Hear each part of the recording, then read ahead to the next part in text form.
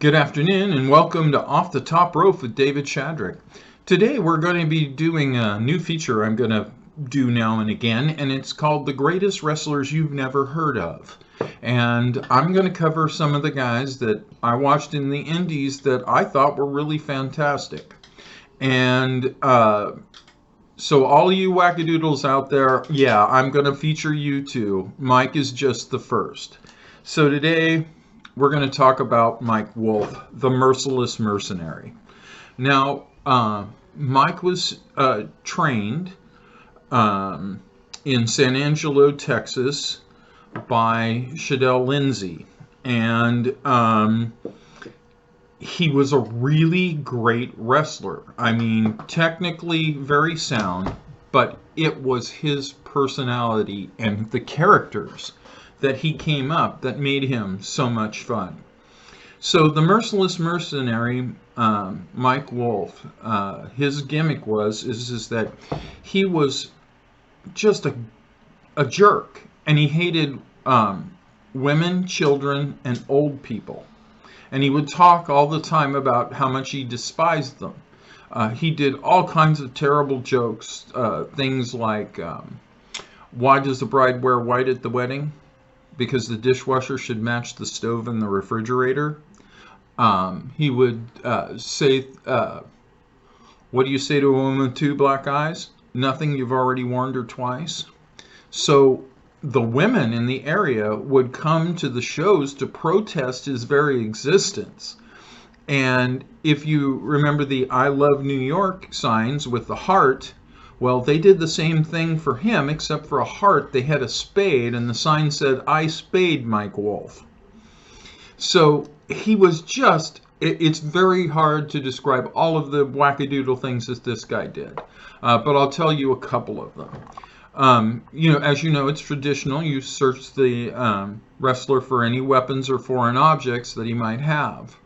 By the time the referee was satisfied that he had searched Mike thoroughly, there was a literal pile of weapons about 3 foot in diameter and 1.5 feet tall. Brass knuckles, nunchucks, clubs, you name it. Just this huge pile. And at that time we had explosive wrestling, and we had this match we called the explosive elimination. And the way it worked was it was like a tag team match. But all the wrestlers would be around the ring. There'd be like 8 to 10 wrestlers standing on the ring, and all of them, you could tag them in legally. So you could tag yourself in and out during this match. And it was an elimination match. When you got pinned, you were gone. So what Mike Wolfe would do is he'd stand on the apron and refuse to let anyone tag him in. He would dodge, he would duck, do anything not to get tagged in. But the second the wrestler got his finishing maneuver on another guy, he would reach over, tag himself in, get the pin, tag himself back out immediately, and refuse to be tagged in again. So it would just drive my audience absolutely nuts. Then, of course, the fact that he was one of the most, he was like frickin' Wolverine. And the first incident is he literally had the toe ripped off his foot. His big toe just slid right off the bone. He slid it back on, went to the emergency room. This is on a Monday at a wrestling practice. And on Saturday, he did a show.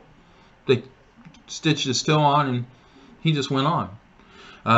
But my favorite story is the concussion story. So one day I get a call, and it's, hey, Dave, this is Mike.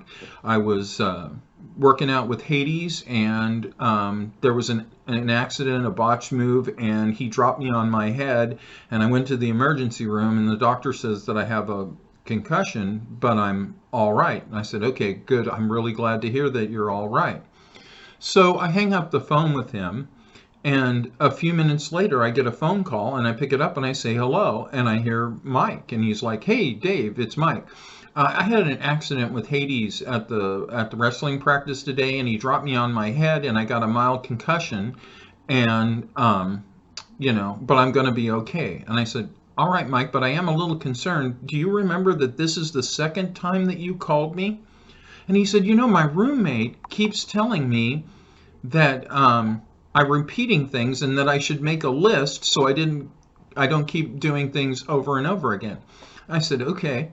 So he hangs up, and again, about 10 minutes later, I get a call and I pick it up, and I say I say hello, and Michael says, hey, Dave, it's Mike. I had a screwed up Cobra Clutch slam put on me today, and I got a mild concussion and went to the emergency room, and I'm going to be okay, but I just thought I'd let you know. I said, Mike, you realize this is the third time you told me that? And he goes, oh, I'm sorry, you're right. It's right here. It's number 3 on my list. So, but I have to wrap up a couple of quick things before I get to the Paul Harvey ending to this whole story. So we go to a restaurant that is very famous in Texas. It is called Dick's Last Resort. And it's famous because the waiters are rude to you. They throw napkins at you if you ask for anything. They're like, oh, well, yeah, I'll bring you the water. But I'm going to spit in it, but I'll bring you the water. So when these guys start in on Mike, he just lets them have it back. So we're there for like an hour and a half having dinner there. And Michael's just tearing into these waiters.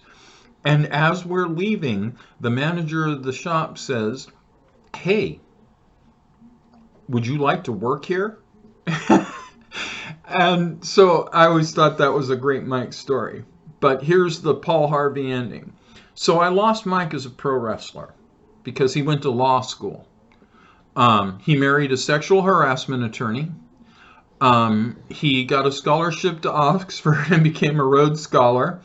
And today he is a lawyer and financial counselor. And it just goes to show you just never really can tell about people. The last person you would think who would be an obnoxious heel wrestler would be an Oxford attorney. But then again, he is an attorney. Actually turned out to be a bigger jerk than if he'd stayed a heel wrestler. You guys have a great day, and I'll talk at you later.